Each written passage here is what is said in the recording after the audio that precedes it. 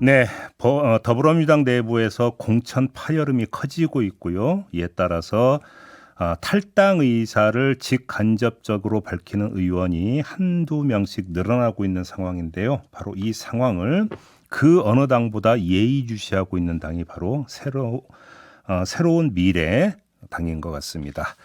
그래서 김종민 새로운 미래 공동대표 전화 연결해서 관련 얘기 나눠보도록 하겠습니다.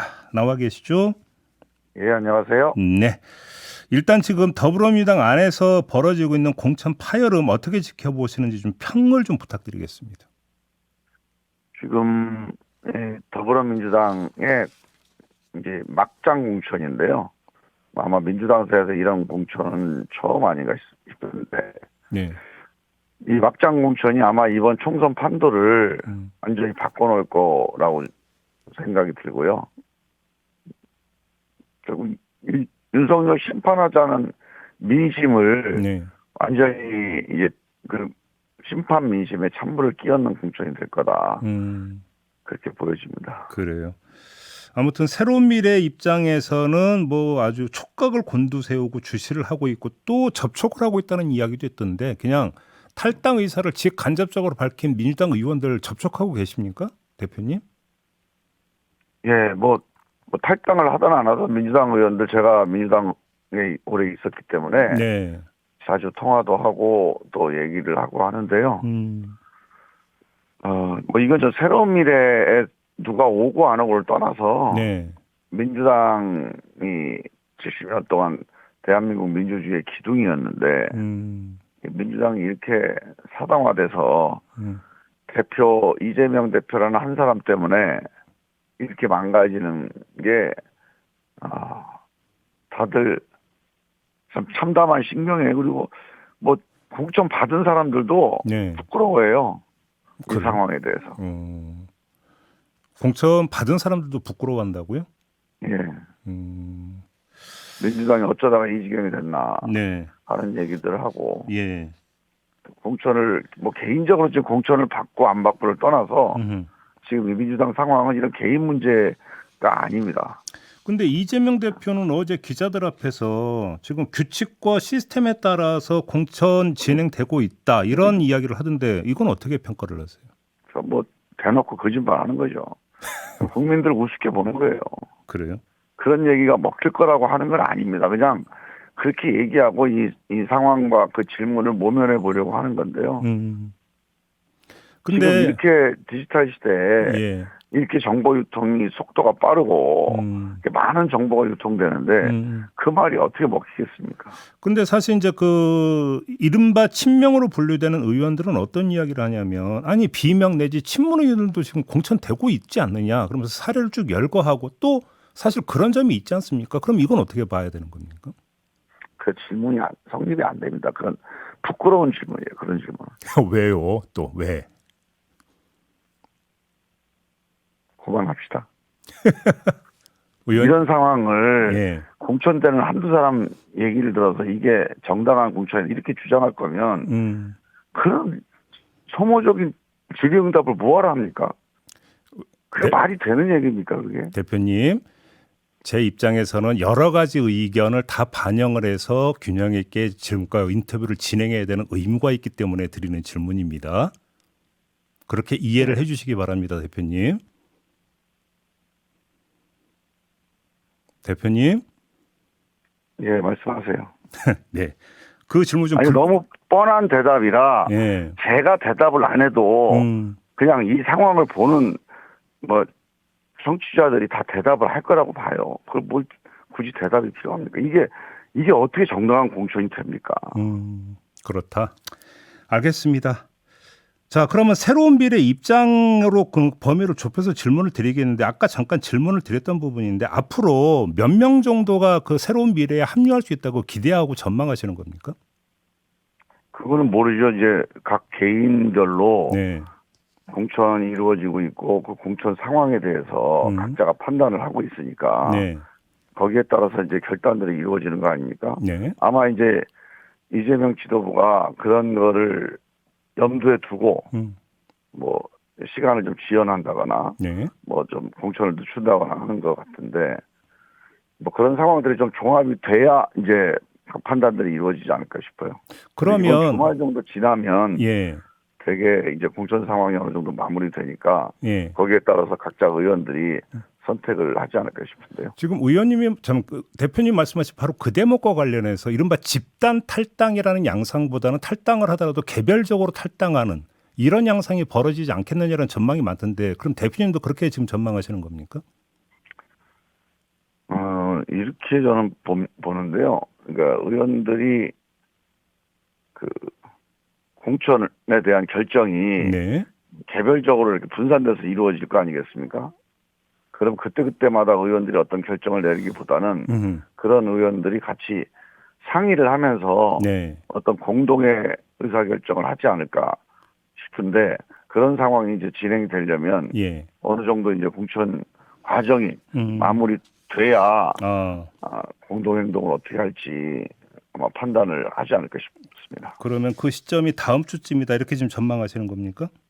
대개 이제 민주당 공천이 다음 주 초면은 어느 정도 일단락 되는 시기라고 저는 알고 있어요.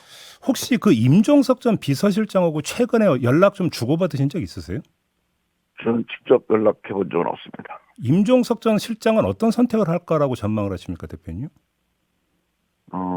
일단 뭐 당에서는 임 실장의 그 요구에 대해서 받아들이지 않는다는 입장이고, 네. 임종석 실장은 뭐 당을 떠나거나 뭐 다른 선택을 할 가능성은 별로 없어 보이는데요. 모르겠어요. 제가 직접 통화해 본 적은 없어서. 당을 떠나지는 않을 거다 이렇게 보시는 겁니까? 그렇게 보는 사람들이 많더라고요. 아, 그래요? 당을 떠나지 않고 그럼 당을 그러니까 지킨다라고 하는 그 생각은 어떤 점에 기인한다고 그러니까 그렇게 분석을 하세요, 그러면? 뭐 어떤 점이라기보다는 그냥 주변에 가까운 분들이 그렇게 전망을 하고 있는 거죠. 탈당까지는 하지 않을 거다. 임종석 전 실장 같은 경우는. 근데 정확하게 모르겠습니다. 지금 상황이 예. 이제 하도 막장으로 가는 상황이라 예. 이 상황에 대해서 사실 그냥 당에 남아서 한다는 게 민주당을 위한다. 저는 그 성립이 잘 안 된다고 보고요. 뭔가 기회가 있다면 남아서 뭔가를 해볼 필요가 있지만 네. 그렇지 않다면 이재명 이 불의한 공천에 맞서 싸워야죠. 지금 이제 그 탈당 선언을 했던 두 의원, 그러니까 박영순 의원이 있고 서른 의원이 있잖아요.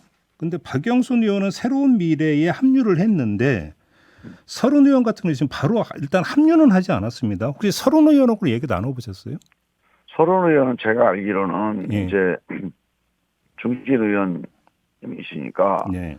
지금 민주당 내 여러 가지 이 공천 학살의 피해자들이 많이 있을 거 아닙니까?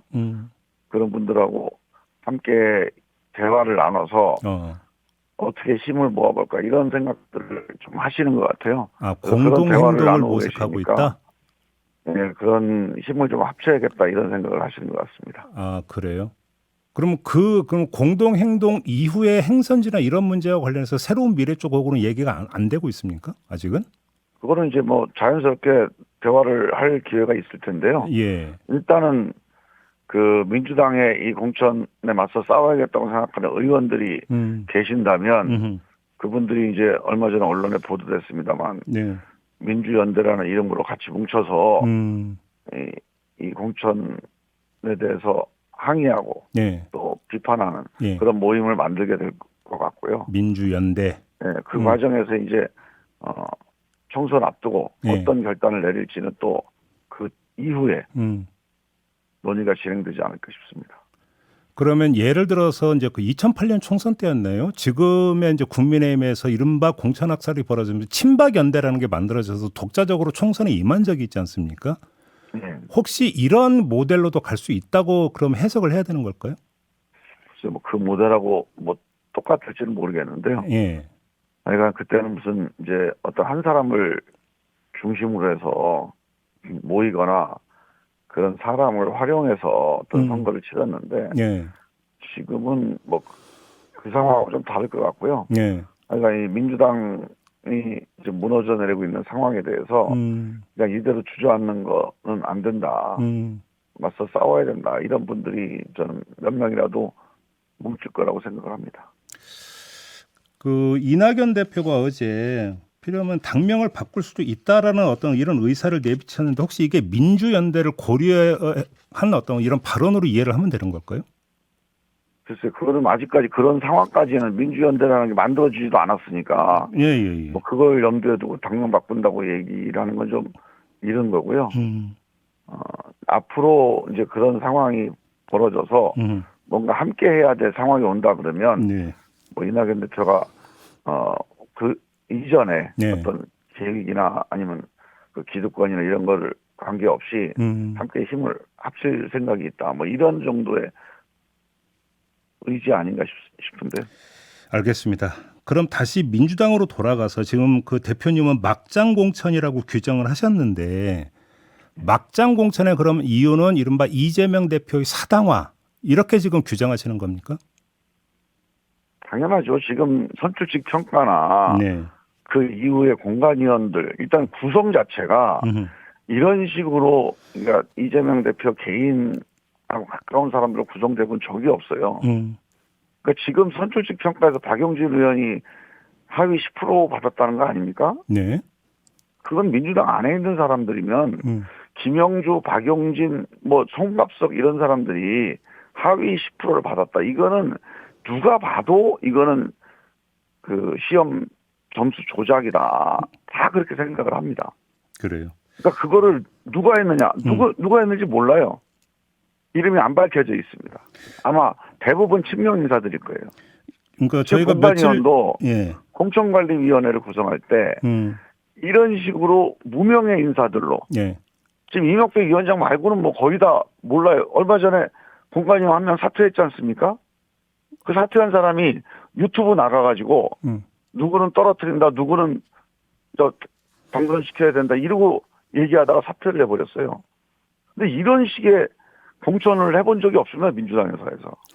저희가 며칠 전에 김상환 의원하고 인터뷰를 했는데 김상환 의원이 이야기했던 바가 이른바 의원 다면평가 있지 않습니까? 이 다면평가가 이루어진 시점이 이재명 대표 체포동의안 처리 직후였고 그래서 아마 이게 좀 반영이 된 거 아니냐 이런 물론 이제 그 김상환 의원의 그러니까 추정이었는데 이런 해석을 내놨는데 이건 어떻게 생각하세요? 그건 이제 이런 걸 합리화시키기 위한 논리를 만들어내는 거죠. 그 어용 논리를 만들어내는 거예요, 그냥. 다면평가라는 게 네. 지금 한 번만 하는 것도 아니고요. 4년 동안 하는 겁니다. 매년 합니까, 그걸? 이제 4년에 2번을 하는 건데. 2번, 예. 예. 그게 무슨 그거 한 번 가지고 0점이 나오고 그거 한 번 가지고 하위 10%가 되겠어요. 그 말이 안 되는 얘기죠. 아, 그래요. 하나만 더 여쭤볼게요. 부끄러운 얘기. 어제 정청래 최고위원이 이재명은 시대정신이자 상징이다 이렇게 주장을 하던데 이건 어떻게 평가하십니까? 그 이제 국민들 진짜 무시하는 얘기예요. 국민 무시하는 발언이다. 예. 알겠습니다. 그나저나 그 우리 대표님은 어떻게 그 지역구 출마는 결정하셨어요? 예, 저는 일단 지역구 출마 방침은 정했는데요. 일단 최종적으로 지역구는 지금 용산하고 세종갑을 검토하고 있는데 일단 당 차원에서 그러니까 서울에서 일단 수도권 돌파를 해야 되냐 아니면 우리 충청권에서 충청 벨트를 만들어야 되냐 이런 고민들을 하고 있고요. 네. 이번에 박영수 의원이 입당을 하시면서 우리가 충청 벨트를 함께 만들어야 된다라고 하는 그런 판단도 있고 해서 예. 최종적으로는 이번 주말 안으로 결정을 하려고 합니다. 아, 이번 주말 안으로? 예. 이낙연 대표는 어떻게 하신대요?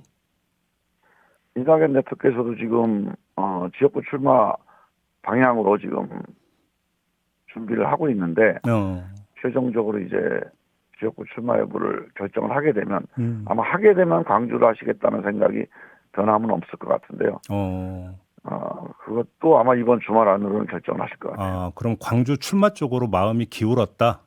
이렇게 아니요, 그거는 뭐 정확한 건 아닌데 예. 만약에 하신다면 광주로 하신다고 하셨으니까 예. 그거는 이제 좀 지켜봐야 될 것 같습니다. 근데 한다면 광주인데 이제 지역구 출마할지 말지는 아직 이제 최종 그러니까 결심까지는 아직 이번 주 안으로는 결론이 날 것 같은데요. 이번 주 안으로. 네. 아무튼 그럼 마지막으로 이 질문 좀 드리겠습니다. 지금 민주당 공천 파열음이 계속되고 있는 상황인데 새로운 미래 입장에서 그러면 이제 공천의 후유증이 만약에 발생을 한다면 새로운 미래 입장에서는 당 지지율이나 득표율이 올라갈 거라고 기대하세요? 그건 뭐 이제 새로운 미래가 잘해야 올라가는 거죠. 물론 그렇죠. 공천 파열음만 가지고 어떻게 올라가겠습니까? 예. 그러니까 지금 민주당이 저렇게 망가지고 있으니까 정말로 민주당을 지지하는 분들 중에 많은 분들이 기권하실 거라고 저는 봐요. 그런 분들을 다시 투표장으로 모시는 일은 저는 새로운 미래가 잘해서 민주당 지금 이재명 말고도 뭔가 윤석열 심판할 수 있는 세력이 있다는 걸 보여주지 않고는 저는 민주당을 지지하는 분들 중에 상당히 많은 분들이 투표장에 안 나올 거다. 그렇게 생각을 하고 그런 분들이 투표장에 나올 수 있는 길을 새로운 미래가 꼭 만들어야겠다. 그렇게 생각을 하고 있습니다. 알겠습니다. 자, 오늘 말씀 여기까지 들어야 될 것 같네요. 고맙습니다, 대표님. 예. 네, 새로운 미래의 김종민 공동대표였습니다.